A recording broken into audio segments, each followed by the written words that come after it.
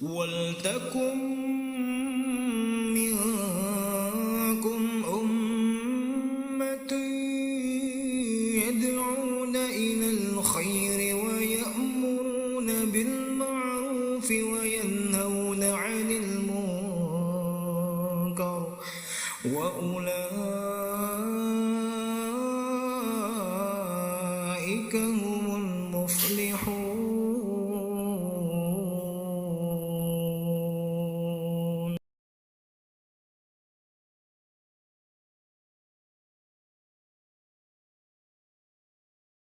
Bismillahirrahmanirrahim.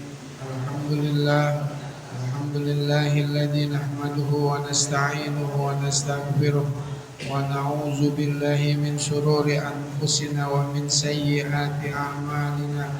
May yahdihillahu fala mudilla lahu wa may yudlilhu fala hadiya lahu. Asyhadu an la ilaha illallah wahdahu la syarika lahu wa asyhadu anna sayyidana wa nabiyyana Muhammadan abduhu wa rasuluh. Allahumma shalli wa sallim wa karim wa barik ala sayyidina Muhammadin wa ala alihi wa sahbihi ajma'in. Amma ba'du, fa inna asdaqal hadisi kitabullah ta'ala wa khairal hadi hadi sayyidina Muhammadin sallallahu alaihi wasallam. Syarrul umuri muhdatsatuha wa kullu muhdatsatin bid'ah wa kullu bid'atin dhalalah wa kullu dhalalatin finnar. Bapak-bapak, ibu-ibu, jamaah musholah Nurul Huda yang insyaallah senantiasa dimuliakan dan dirahmati oleh Allah Subhanahu wa taala. Amin ya rabbal alamin. Beli gergaji ke Cibarusa, Ibu ya, di Bekasi, Cibarusa Bekasi. Beli gergaji di Cibarusa, taruh di depan, jangan suka dilipat. Kita hadir di pengajian malam Selasa, hati tentram, pahala pun dapat. Amin ya Allah ya rabbal alamin. Penting kecapi dimakan leluwe. Mudah-mudahan ada kopi, ada kue. Ada itu. Lima kode ya. Jangan dipikirin ya. Beda sehat beda. Kode gimana? Bapak-bapak ibu sekalian, sekedar mengingatkan pada pertemuan 2 minggu yang lalu tentang tanda-tanda balik, bahwasanya apabila anak kita sudah berusia 15 tahun laki-laki dan dia sudah bermimpi basah, keluar air mani, maka anak kita udah balik. Dia sudah kena hukum kewajiban agama. Ya. Kalau perempuan 15 tahun, tapi itu dengan catatan dia lahirnya itu dihitung dari bulan Komariah, artinya bulan Islam, bukan Masehi. Nah ini yang cuma jadi persoalan, kita kan nggak tahu anak kita dulu lahir bertepatan dengan tanggal berapa bulan Islamnya. Itu harus dicek dulu itu di Google ya, jadi biar tahu. Nah yang kedua, anak perempuan itu apabila sudah haid, sudah keluar darah, maka dia sudah balik. Nah, kenapa persoalan balik ini sangat penting? Ini karena menyangkut kewajiban agama buat anak-anak kita. Sebab syaratnya melaksanakan agama, selain dia merdeka, kemudian dia juga balik, dia juga sehat, sadar. Orang gila kan tidak boleh, nggak kena kewajiban orang gila. Kita pagi-pagi domelin orang gila, baik orang gila, ya kan, dia nggak dosa. Nah, pada malam hari ini kita akan membahas mengenai sama-sama tentang bersuci dengan batu. Bersuci dengan batu. Faslun bi bayanil istinjai bil hajari. Ini menjelaskan tentang beristinja. Cebok, tahu ibu cebok ya? Nah, cebok itu istinja itu artinya cebok istinja. Istinja itu artinya cebok dengan batu. Salah satu yang menjadi alat pembersih buat istinja yaitu dengan batu. Wa huwal musamma bil mutahhiril muhaffafi. Dan itu disebut dengan membersihkan yang muhaffafi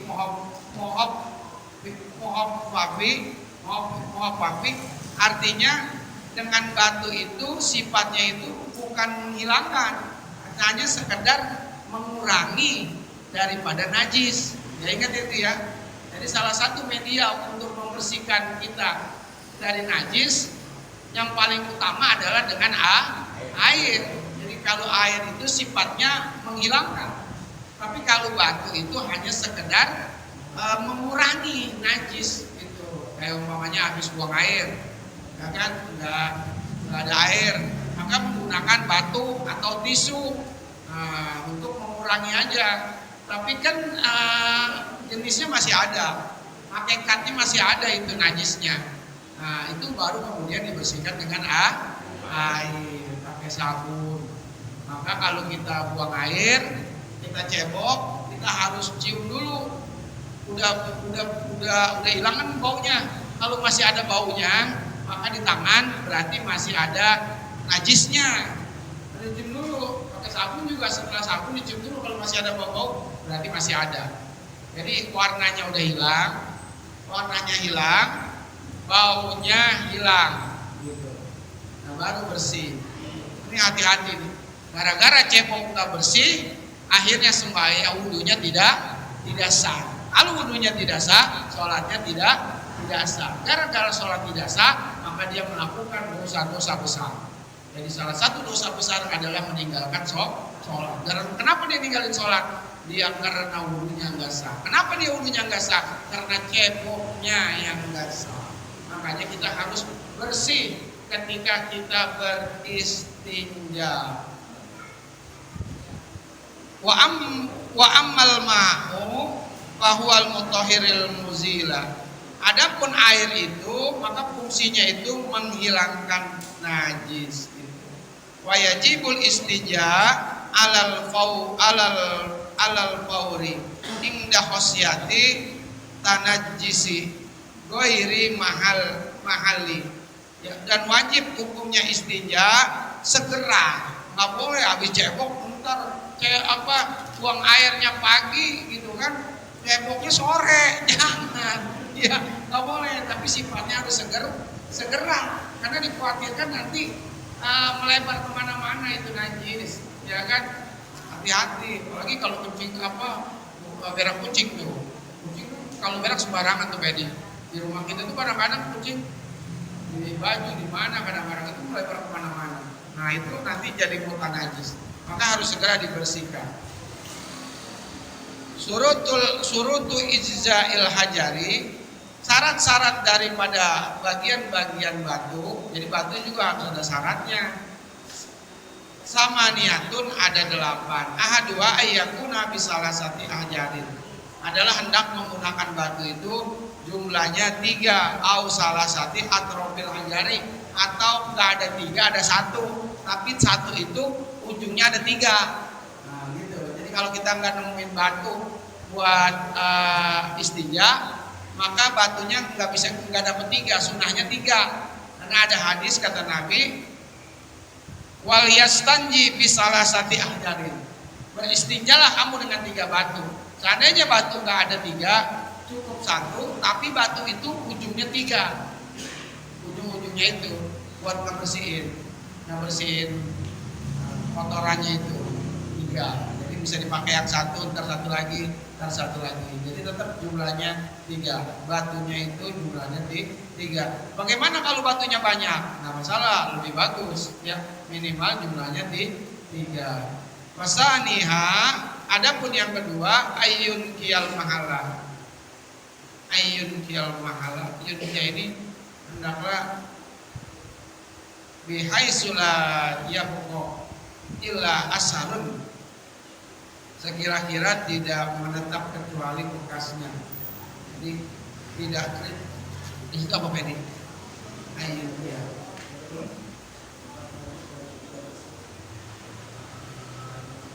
Yunkia artinya membersihkan. Jadi tempat najis itu tempat najis itu harus bersih. Nggak boleh masih ada najisnya, masih ada kotorannya. Wasalisuha yang ketiga ayyajibba najasu, yaitu hendaklah najisnya tidak kering. Kalau najisnya kering ini repot. Cuma batu nggak bisa membersihin najis yang kering. Batu hanya membersihkan najis yang basah. Maka najisnya basah, batunya harus kering. Jangan terbalik. Batunya basah, najisnya batunya basah, najisnya kering, nggak bisa. Sebab kalau batu basah, maka dia nanti muntah najis kemana-mana itu. Batunya jadi basah, jadi kena najisnya.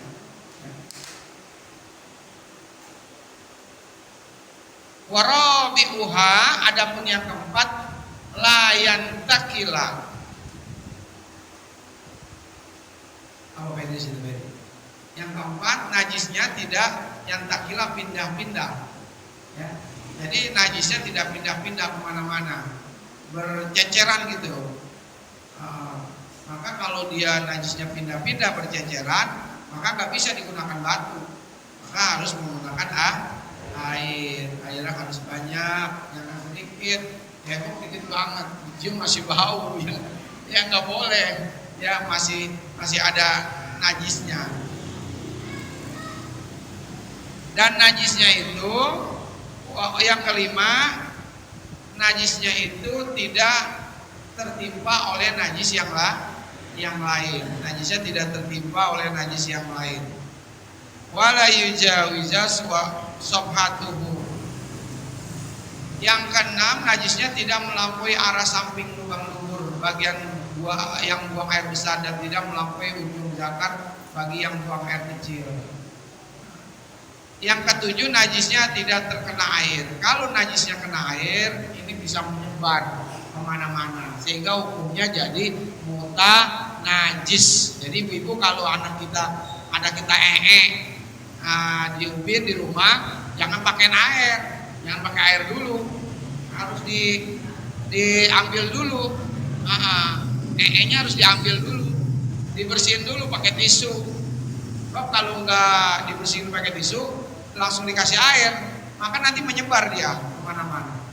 Jadi akhirnya jadi muta najis. Jadi dibersihin dulu, pakai tisu sampai bersih, baru dipakai air, pakai sabun, baru dipel, baru bersih. Sebab ini kadang-kadang orang laki di rumah, bapak-bapak kalau pulang kerja gerak, dia buka baju. Pas udah buka baju dia tiduran di ubin. Nah ubinnya itu kering, ada najis itu sebenarnya tadi, anaknya pipis atau di situ. Cuma istrinya nggak ngerti cara ngilanginnya. Inilah pentingnya kita ngaji supaya kita ngerti. Maka dia nggak ngerti, akhirnya itu najis jadi najis hukmiyah, najis yang nggak kelihatan tapi hukumnya ada. Najisnya ada cuma nggak kelihatan, udah kering. Nah tidurlah bapaknya, keluar keringat, akhirnya di belakangnya jadi nempel, basah badannya. Habis itu kemudian dia bangun sholat asar, dia pakai baju, maka wudunya tidak sah karena dia masih ada najis. Hati-hati Pak Yanto. Ya, Pak Yanto punya anak kecil nggak ada ya? Oh satu anak kecil ya. Enggak, sebab kalau Pak Yanto punya anak kecil saya curiga.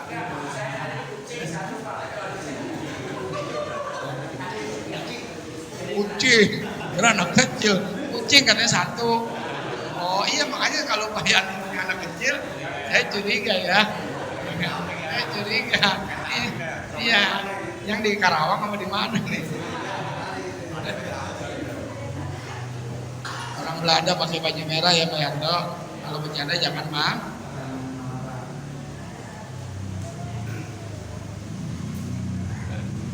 Jadi najisnya itu tidak basah, harus benar-benar kering. Maka di rumah tuh kalau saya, mohon maaf Bu, kalau di rumah saya pakai sendal Bu.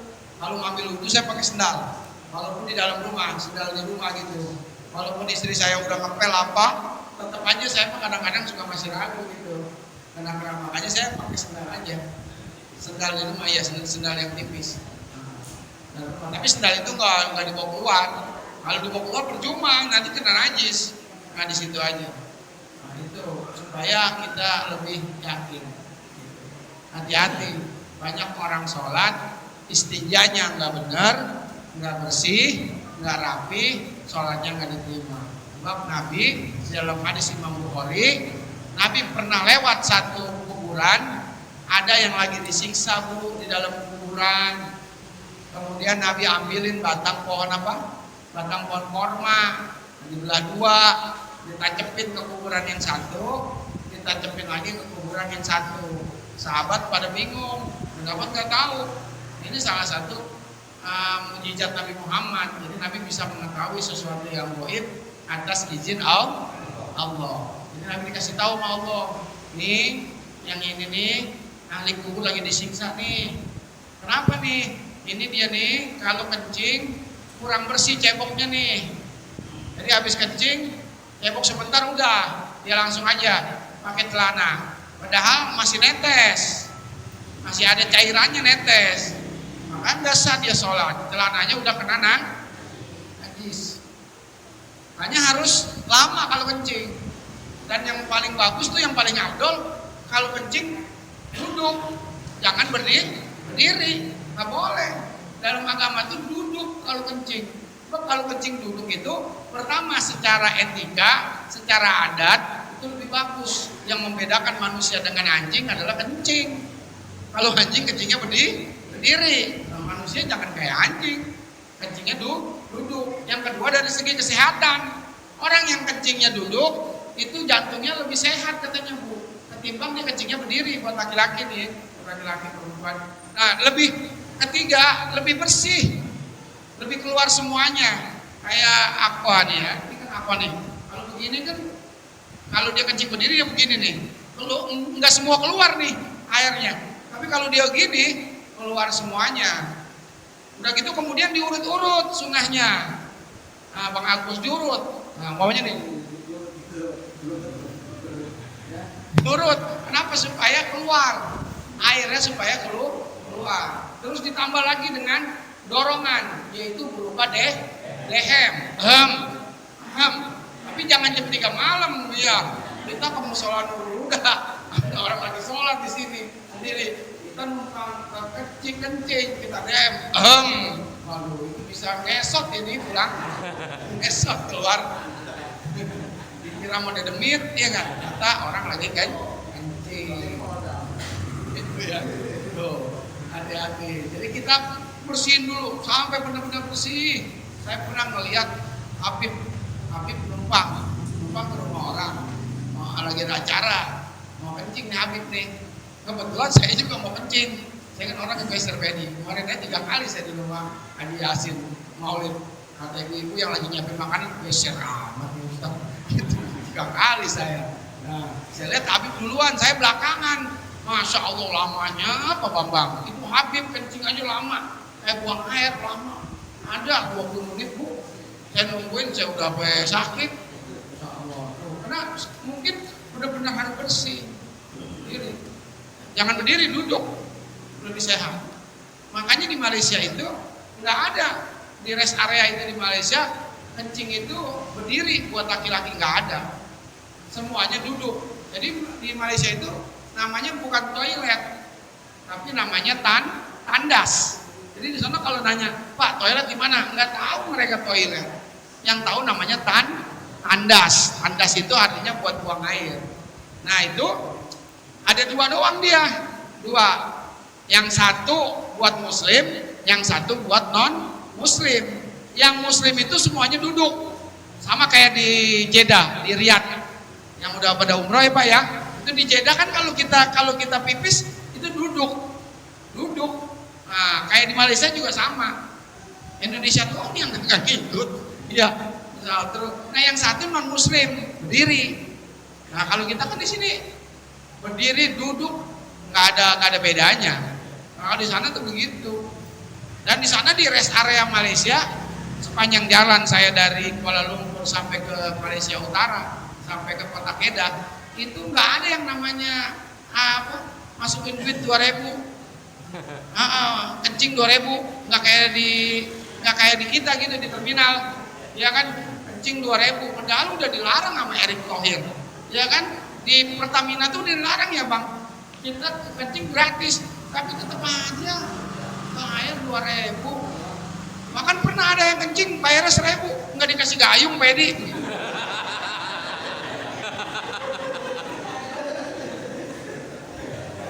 Kurang 1.000, nggak dikasih gayung, pakai tangan ditampah, airnya ditampah. Nah ya, oh cerita si Jumadi teman saya, mas lo katanya hati kalau 2.000, kalau 1.000 nggak dikasih gayung. Di sana nggak ada begitu-gitu, nggak ada. Di Malaysia nggak ada. Di Singapura pun nggak ada yang namanya minta-minta jalan parkir. Terus nggak ada, orang nggak boleh parkir di Singapura. Jalanannya tuh memang jalanannya benar-benar steril, udah buat Formula One itu. Jadi untuk balap apa tingkat dunia itu jalan Singapura semuanya sama, bagus. Coba kita kalau ketenjok jalan, jalannya pada bolong-bolong. Nggak boleh sana parkir sembarang, naruh mobil sembarang, nggak boleh di Singapura. Iya, ada tempatnya dia khusus. Nah, jadi kembali itu cara membersihkan najis. Keadaan batunya harus suci, nggak boleh kering, nggak boleh batunya bekas di kandang kambing apa bekas kotoran kambing, nggak boleh. Batunya syaratnya harus suci. Oh, Ustadz ini mah kita mah jarang sih pakai batu. Mau yuk pakai batu nggak? Enggak. Parman nggak ya? Jarang ya? Ya, jangan, tapi pakai batu Bang Parman, batunya jangan yang apa kasar tuh. Buset pada lecet tuh kalau yang kasar. Iya, jangan kasar, Mbak ya. Yang mulus, yang halus. Yang licin. Kayak mana licin? Hah? Ya, kayak cincin lah gitu, kayak cincin. Itu kalau tidak, kalau di mall-mall biasanya pakai tisu. Nah, yang kedua kata Nabi, ada yang lagi disiksa. Ini gara-gara kencingnya gak beres nih. Hanya kencing harus benar-benar. Yang kedua, ini dia dulu waktu masih hidup sering menjadi provokator. Nah, tahu gak provokator? Suka ngadu-ngaduin orang lagi diam-diam jadi berantem gara-gara dia. Jadi dia tuh yang bikin kisruh. Tadi yang ngadu ke sono, tadi yang ngadu kemari. Orang jadi panas, jadi pada ribut. Nah itu kalau provokator itu nanti sebelum itu udah disiksa duluan. Tuh suka di media-media tuh, media-media ya kan, di orang-orang di TV-TV itu kan, suka bikin apa, belajar apa namanya? Iya belajar ya, belajar. Iya pokoknya gitu deh ya. Itu ya. Ya, itu tuh yang suka komentar-komentar yang bikin panas apa tuh. Makanya ada di luar dari dulu tuh. Jangan begitu tuh bikin suasana jadi gak enak tuh. Ya kadang-kadang jangan. Jadi jangan gatel banget tangan, apa-apa mau dikirim aja. Jangan semua. Kayak sekarang ada kerusuhan di Ambon ya kan. Nah itu memang pemerintah melarang. Gitu. Takut nanti timbul unsur sara. Jadi ribut. Orang Islam kan kalau tahu sendiri kalau ada musola dibakar apa. Dulu kan komplek Ambon dulu ribut sama Kedongkelan. Waktu saya masih aja apa ya, dulu pede inget ya. Iya katanya ada masjid dibakar kan.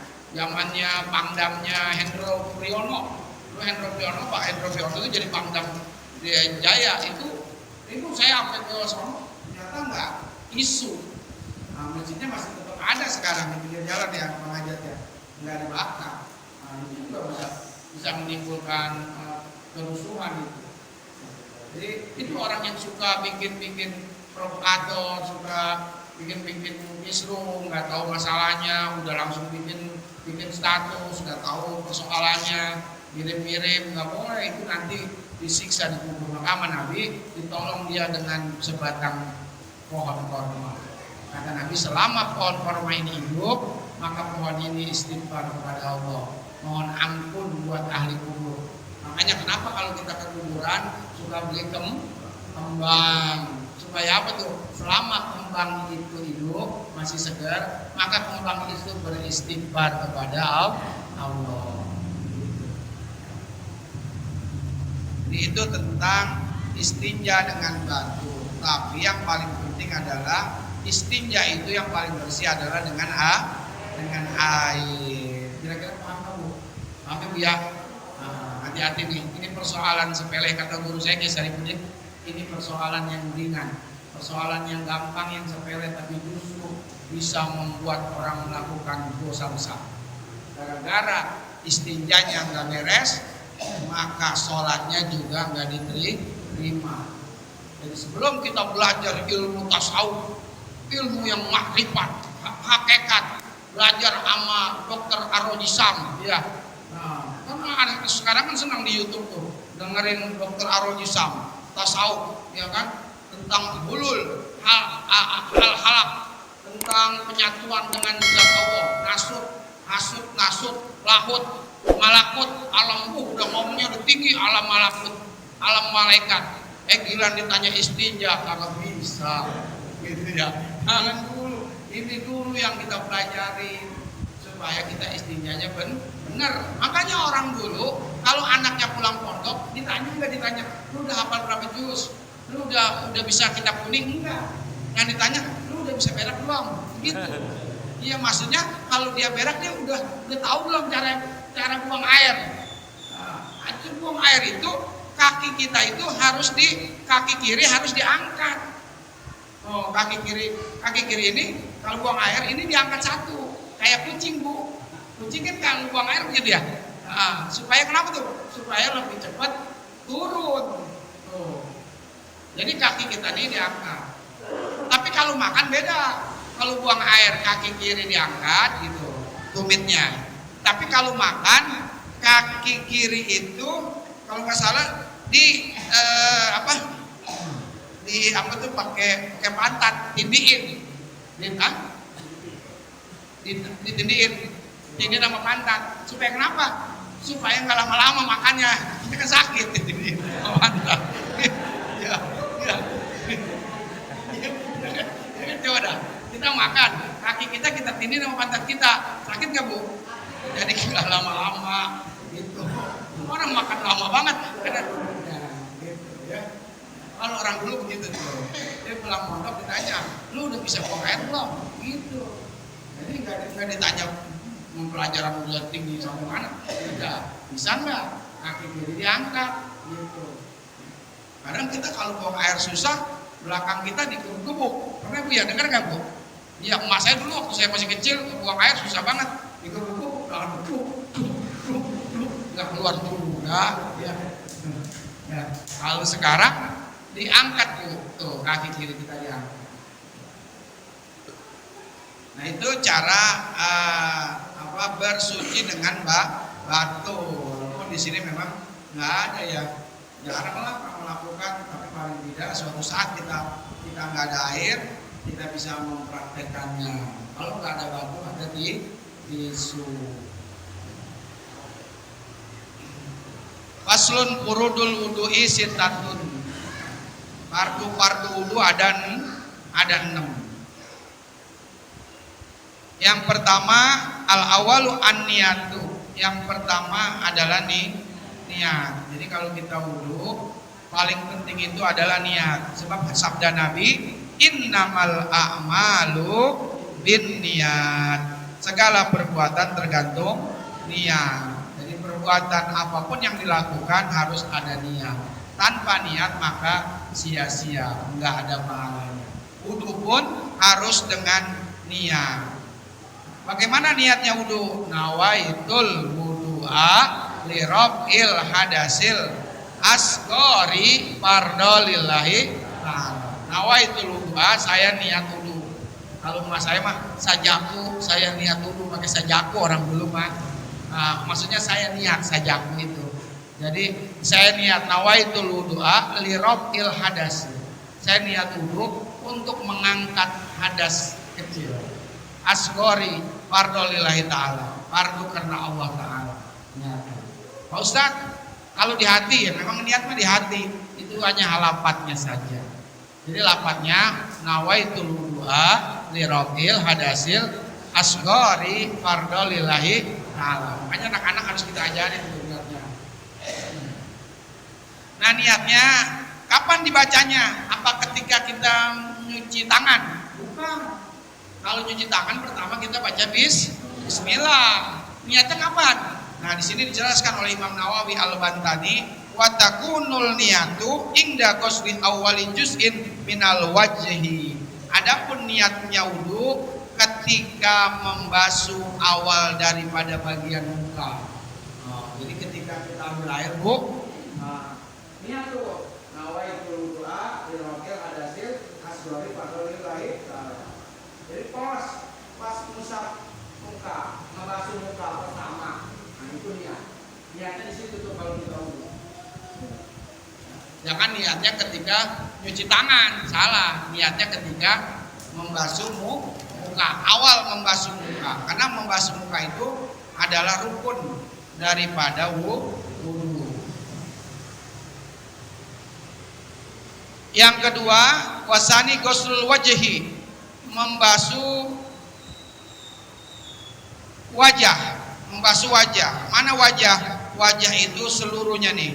Ini seluruh wajah, yaitu wahwa mabaina mana binti sa'rin ra'sihi, yaitu sesuatu di antara tumbuhnya rambut kepala. Berarti di sini nih, tumbuh rambut kepala sampai ke bawah jenggot sini, Bu. Cambang bukan cambang. Nah, cambang juga muka. Makanya ibu-ibu mohon maaf, ibu kadang-kadang cambangnya rambutnya panjang tuh Ibu ya. Lalu taruh di belakang kan. Nah, ketika wudu dia nggak dibasuh itu rambut yang tumbuh di cambang itu, maka wudunya nggak sah. Hati-hati tuh. Buat ibu-ibu tuh hati-hati, rambutnya panjang, di kebelakangin, padahal itu rambut tumbuhnya di area muka. Nah, kayak jenggot juga harus kena air, benar-benar di sela-sela air, harus sempurna wudunya. Ya, yang tebal kayak Pak Edi makan jangan putih itu jenggotnya. Nah, ya nih, Bang ini nih, Bang Rani nih yang kayak Roma Irama nih ya kan. Nah ini yang kayak Roma Irama ya kan. Nah, ikutin Roma Irama jenggotnya, jangan bininya ya.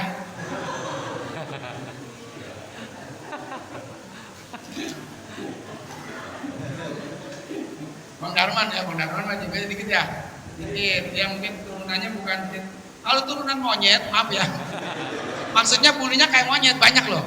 Ini kayak saya banyak tuh. Saya kalau tubuh banyak, kayak Bang Agus tuh bukan, ya Pak Yanto ditukur. Pokoknya kalau yang turunan lebat itu biasanya dia cepat tumbuh. Tapi kalau yang cuma 3, 4 turunan tikus botak, kalau tikus botak yang gak ada bulunya, jangan paksain. Makanya itu 3 biji. Ya Allah, jangan, ya kan, jangan paksain 3 biji. Ya. Al-sunnahnya jenggot dipiara, kumis dicukur kumis. Jadi yang mencuci muka ini kadang-kadang ada yang belum kebasuh, harus hati-hati nih mata nih. Habib Umar bin Hafid itu saya lihat di videonya, beliau wudunya itu matanya ditutup, Bu. Jadi mata ditutup, digituin tuh air tuh. Tuh. Nah, jadi penutup kelopak mata ini kena air. Terus yang kedua, kalau guru saya itu kayak Saripudin, ini nih di sela-sela hidung nih. Sela-sela hidung nih. Ini kalau kata orang dulu mah nih galengan. Sawah kan ada sawah tuh. Ada buat jalan kan namanya galengan ya. Galengan. Ini galengan nih. Ini kadang-kadang nggak kena air nih. Hati-hati kalau lagi itu airnya langsung jatuh kemari. Jatuh kemari kan? Nah, ini nggak kena air, maka kita gini. Kita bersihkan dengan jari. Nih biar kena. Terus lipatan di bibir. Bibir bawah. Ini kadang-kadang juga kita hati-hati nih, tuh kita gini air, tuh, semuanya 3 kali. Jadi benar-benar harus wudunya sempurna, jangan kecepak ya, kayak capung minum ya, jangan buru-buru, wudu nggak boleh buru-buru, harus benar-benar. Ya, muka. Terus yang ketiga, ghuslul yadaini ma'al mirfaqo ini. Membasuh tangan sampai ke siku, sikut. Lebihin, Bu, lebihin, jangan kurang. Nanti wudunya tidak sah, gitu. Ya. Yang keempat, masuh sayin minar roksi, menyapu sebagian dari kepala. Nah, menyapu maksudnya bukannya ambil sapu pala kita disapu, bukan. Maksudnya menyapu itu artinya mempercikan air, mengusap air, bukannya membasuh. Kalau membasuh airnya banyak, tapi kalau menyapu sedikit. Pala kita nih, rambutnya ya, jangan jidat begini nih. Ada orang kadang-kadang dijidat. Nah ini mah udah tadi muka, nih di pala. Pala di sini nggak boleh nih. Yang penting rambut. Tuh, itu menurut Imam Syafi'i. Kalau Imam Malik harus seluruh rambut bu, kayak orang mandi. Itu di Maroko, orang-orang Maroko Timur Tengah, mazhabnya Maliki begitu. Kan ada ceritanya tuh, saya lihat videonya tuh Ustadz Somad ceramah. Beliau waktu kuliah di Maroko lagi ngambil wudhu di pasar, dipercikin air sama dia bisa begini. Kata orang Maroko, orang pasar, haram, batal, nggak sah lah, tidak sah ini, wudunya nggak sah kata dia. Padahal Ustadz Somad itu mazhabnya Syafi'i, orang sono mazhabnya Maliki, ya beda. Orang sono ternyata juga nggak paham juga tentang perbandingan mazhab. Jadi beda-beda tuh. Makanya kita kalau itu kita pakein tuh. Boleh nggak kalau semuain? Boleh. Boleh kita wudhu, kita basahin semua. Paling cuma ada orang yang suka usir ya. Lu mau wudhu apa mandi junub? Bahasa begitu. Ada ibu-ibu bilang pilek lu. Gitu. Ya. Yang kelima, pardunya wudhu ghuslur rijlaini ma'al ka'baini, yaitu membasuh kaki sampai mata kaki. Ini hati-hati juga wudhunya. Kakinya itu harus sela-selanya harus dialirin air. Sela-sela ini bu nih, tuh begitu tuh. Masukin pakai jari. 4, 1, 2, 3, 4. 1, 2, 3, 4. Ini jari-jarinya. Belakangnya juga nih sela-sela ini harus kena air, nggak boleh sembarangan. Gitu, ya. Yang keenam terakhir dari rukunnya wudhu adalah at-tartib, tertib. Nggak boleh umpamanya kaki duluan, ntar muka belakangan, itu namanya nggak tertib. Kita ngantri di pom bensin aja harus tertib, jangan kayak tuh ada viral kan, orang ngantri pom bensin, ibu-ibu tahu-tahu minta duluan. Ya orang harus ngantri bu, memang ibu-ibu kadang-kadang otaknya dikit, otaknya sisa, ya bu ya. Ya mah ibu-ibu mah kadang-kadang kagak berpikir gitu. Saya aja kadang-kadang beli obat pernah di Laguna ya, toko obat Laguna. Saya udah ngantri, udah lama. Ibu-ibu nih datang nih, main nyeluntur aja kayak cecurut ke depan. Ya Allah, OSIS juga nih, otak sisa, masya Allah. Ya kadang-kadang begitu tuh ibu-ibu tuh. Sebab ibu-ibu kalau ngaji juga kadang-kadang ilmunya nggak dapat. Baru ngaji, anaknya nangis dibawa keluar gendong-gendong.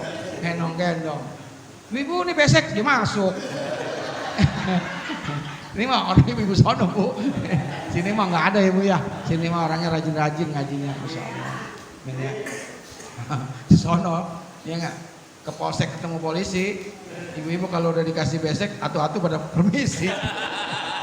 Gitu ya. Ke polsek ketemu polisi. Nah itu, niat itu adalah menuju sesuatu. Wa mahaluha fil qalbi. Jadi niat itu qasdu syai'in. Niat itu tujuannya menuju ke sesuatu. Niatnya mau kemana? Mau sholat di hati. Wa ma'a qasdu muqtarinan bi fi'lihi. Dimulai diberbarengin dengan perbuatan. Kalau niat enggak dibarengin dengan perbuatan, mau ke pasar Cengkareng nih Bang Pian, mau ke pasar Cengkareng. Sekarang Bang, enggak, ntar aja. Ntar aja sore. Namanya bukan niat. Namanya azam. Jadi cita-cita. Tapi kalau niat muqtarinan dipilih. Niat sholat harus dibarengi dengan sholat. Itu namanya niat. Wa maluha bil qalbi. Niat itu adanya di dalam hati. Tuh. Jadi di hati. Seandainya nggak dibaca gimana Pak Ustaz? Sah. Bahkan niat sholat, usolli fardol isai arba'a rakaatin mustaqbilal kiblati Allahu Akbar. Padahal dia sholat maghrib. Sah nggak sholatnya bu? Sah kan cuma lapat aja. Tapi dia kan udah niat sholat maghrib, cuma bacanya salah. Ya namanya OSIS. Kadang-kadang salah kan? Niat sholli fardol maghribi, sholatnya sholat isya dia.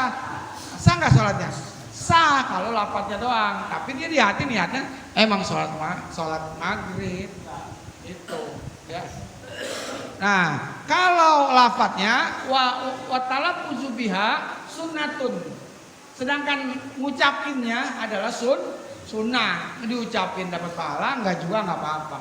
Buat apa kita mengucapin niat? Liyu'awinal lisan, untuk membantu ketetapan hati. Gitu, harus diucapin. Sunnahnya diucapin. Sholat kita ucapin. Nabi Muhammad aja ketika motong korban, ya kan beliau mengucapkan, ini korban, ya Allah saya persembahkan buat keluarga saya, keluarga Nabi Muhammad. Diucapin. Nah, walaupun Nabi Muhammad udah niat di hati, tapi dengan ucapan, karena ucapan hukumnya sunnah. Jadi nggak usah dipersoalin kalau ada orang sholat di sini, Allahu Akbar. Waduh, nggak niat tuh dia, nggak baca usolli. Ya, nggak boleh begitu, karena niat itu adanya di hati, nggak apa-apa. Allahu Akbar. Karena dia udah niat. Nah, bagi kita yang biasa usolli, kalau nggak pakai usolli kayaknya kagak enak. Kagak enak kan? Usolli. Coba dah, sholat kita biasa pakai usolli, terus kita nggak pakai usolli, kayaknya kayak orang belum sholat ya, karena udah jadi kebiasaan. Dan orang yang biasa sholatnya langsung Allahu Akbar, disuruh pakai usolli juga jadi susah dia. Dia biasanya langsung, boleh aja, nggak ada masalah. Jadi nggak usah ribut. Gitu. Ini gara-gara niat pakai usolli, pakai yang enggak jadi ribut, ya kan? Kayak tukang ojek, ya kan? Ribut. Lu terawih pakai berapa? 23. Wah, salah itu, neraka tuh. Wah, neraka. Lu berapa? 11. 11 apa lagi? Sedikit banget tuh. Gimana mau masuk surga lu? Neraka lu, di neraka dia neraka. Kata tukang ojek yang satu, untung gua ke sholat. Surga gua masuk. Dia doang neraka berdua. Gue mah kagak, orang gue kagak sholat tarawih. Gitu katanya Bu. Ini hanya cerita ya. Jadi mudah-mudahan ada manfaatnya. Wassallallahu ala sayyidina Muhammad walhamdulillahi rabbil alamin. Ada pertanyaan ibu-ibu, bapak-bapak silakan.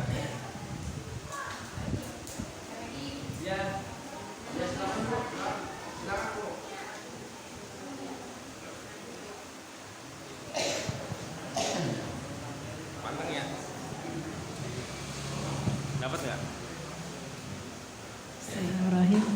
Assalamualaikum warahmatullahi wabarakatuh.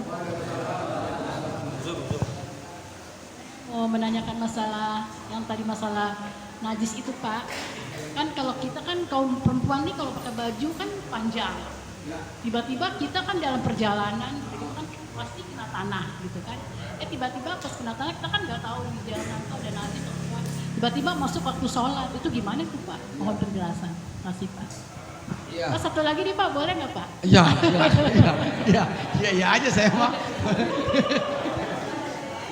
Pak, masalah menebar salam, kan tebarkanlah salam kepada siapapun. Yang saya tanyakan, apakah kita menebarkan salam ke non muslim, bagaimana caranya gitu? Apakah ada larangan gitu? Itu aja Pak, makasih. Assalamualaikum warahmatullahi wabarakatuh. Salam, nggak tambah lagi. Ntar saya baru iya udah tambah lagi 3. Yang pertama, kalau buat ibu-ibu yang pakaiannya panjang ke bawah, apabila kena air atau kena air hujan, maka dibersihin aja Bu, sekedar pakaian air ketika wudhu gitu. Tapi insya Allah suci. Jadi adapun seandainya kena najis, tapi paling najisnya yang dimaafkan. Yang sedikit kayak percikan-percikan air hujan kan, kadang-kadang kita nggak tahu kan. Tapi itu insya Allah suci. Jadi nggak perlu nggak usah sholat lah. Kadang-kadang ibu-ibu kalau jalan-jalan begitu tuh, baju saya najis, ya Allah. Tuh jangan, tetap aja sholat. Bersihin aja bawahnya dikit atau percikin air, nggak apa-apa. Ya Bu ya, nggak ada masalah itu. Kecuali najisnya gede. Kalau sekedar kayak duit cepean apa, tinggal dibersihin aja pakai air gitu. Terus kalau yang kedua, ngucapin salam itu absus salam bainakum. Tebarkan salam kata Nabi kepada diantara kamu. Kamunya itu adalah muslim. Jadi kalau yang non muslim kita tidak wajib menebarkan salam. Cukup ngucapin selamat pagi aja gitu. Tapi ada bagaimana kalau orang non muslim juga sekarang banyak yang ngucapin salam ya kan?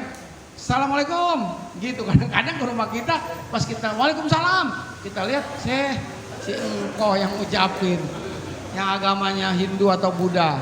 Bagaimana hukumnya? Ada dua pendapat. Ada yang bilang boleh, ada yang bilang tidak boleh. Ya, yang bilang boleh mengatakan dulu di zaman Nabi, kenapa Nabi mengatakan kalau ada non muslim ya Yahudi ngomong assalamualaikum, maka kita mengucapin assalamu alaikum, kecelakaan bagi kamu. Itu katanya itu bagi orang Yahudi yang memang yang membenci Islam. Jadi orang yang memang membenci Islam. Tapi kalau dia memang non muslim gak membenci Islam, dia ngucapin salam, maka kita boleh menjawab waalaikumsalam. Boleh ucapin. Menurut satu pendapat. Saya baca pendapat itu dalam fatwa-fatwanya Pak Quraisy Shihab. Boleh. Tapi ada lagi yang mengatakan tidak boleh kalau non muslim. Terserah ada bapak-bapak mau pilih yang mana. Gitu. Kayak Natal aja juga ada yang bilang boleh, ada yang bilang tidak boleh. Yang bilang boleh selama akidah kita masih terpelihara, kita ngucapin Natalnya untuk Nabi Isa, bukan untuk Yesus Kristus.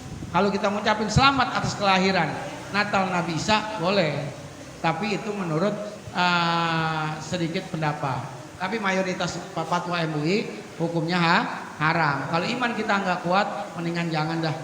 Jangan lebay banget, orang juga nggak ngarepin salam ucapin sama kita. Yang penting kita bilang aja sama dia lakum dinukum waliadin, masing-masing aja dah. Tapi kalau memang ada kue Cina apa bawa aja Bu ke rumah saya gitu. Ya Bu ya gitu. Pokoknya kita mah CS dah kok gitu. Gitu aja ya. CS dah, tenang aja. Beres dah, kalau ada jeruk-jeruk mah bawa ke rumah. Tapi mohon maaf kalau ngucapin Natal itu udah itu lakum dinukum waliadin. Apa tuh artinya lakum dinukum? Ya udah lakum dinukum, gitu aja. Jadi kalau pas Natal ngucapin lakum dinukum waliadin, ya, dia bilang pasti itu ucapannya selamat Natal. Gitu. Ya, gitu ya. Kayak ada mualaf melihat ada orang mualaf baru masuk Islam, melihat apa tuh? Ada keranjang mayat ya, kan ada tutupnya tuh Bu. Innalillahi apa bacanya innalillahi wa inna ilaihi raji'un. Kata temannya yang non muslim, lu kan mualaf, coba tuh baca tuh. Apa tuh baca, orang dia nggak tahu itu baca baru masuk Islam. Innalillahi dia nggak tahu artinya. Dia bilang aja itu artinya yang tidak berkepentingan tidak dilarang masuk. Oh gitu, kata orang Cina. Oh gitu, iya. Iya. Terima kasih. Ya. Astagfirullahaladzim, astagfirullahaladzim, walakal hamdu ya ma'bud. Allahumma salli wa sallim ala sayyidina Muhammad. Alhamdulillahirabbil alamin, hamdan yuwafi ni'amahu yukafi mazidah. Ya Rabbana lakal hamdu kama yanbaghi li jalali wajhikal karim wa jami sultanik. Allahumma salli wa sallim ala sayyidina Muhammad. Allahumma ighfir lana dzunubana wa liwalidina wa limasyayikhina wa lijiranina wa liman haqqun alaina. Allahumma aghnina bil ilmi wa zaina bil ilmi wa akrim bit taqwa wa bil afiyah. Allahumma inna na'udzubika min ilmin la yanfa min qalbin la yahsa min ju'in la yasba wa na'udzubika min aula'il arba. Allahumma ja'al auladana auladan sholihin wa banatina banatin sholihatin nafi'ina lana wa li'amatil muslimin. Rabbana atina fid dunya hasanah wa fil akhirati hasanah wa qina adzabannar. Wa sallallahu ala sayyidina Muhammad walhamdulillahirabbil alamin. Lebih kurangnya mohon maaf. Assalamualaikum warahmatullahi wabarakatuh.